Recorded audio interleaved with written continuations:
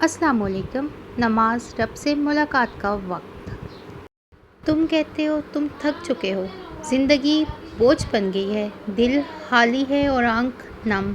تو ایک سوال سنو، کب آخری بار تم نے سجدے میں گر کر دل کھولا تھا؟ کب آخری بار تم نے رب کو دل سے پکارا تھا، بنا جلدی کیے؟ کب تم نے نماز کو ملاقات سمجھا تھا، فرض نہیں؟ نماز صرف چند منٹ کی مشق نہیں، یہ تمہارے رب سے وہ ملاقات ہے جس میں تم کچھ کہو یا نہ کہو وہ سب کچھ جانتا ہے۔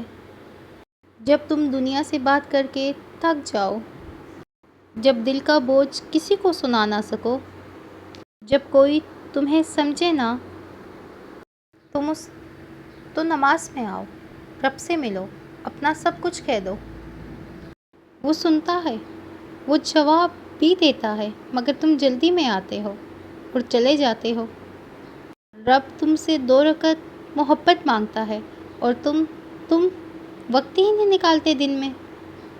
سنو، واپس پلٹو، رب انتظار کر رہا ہے۔ سجدے میں واپس پلٹو۔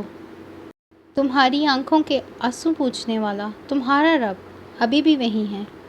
بس لوٹ آؤ نماز میں، سجدے میں۔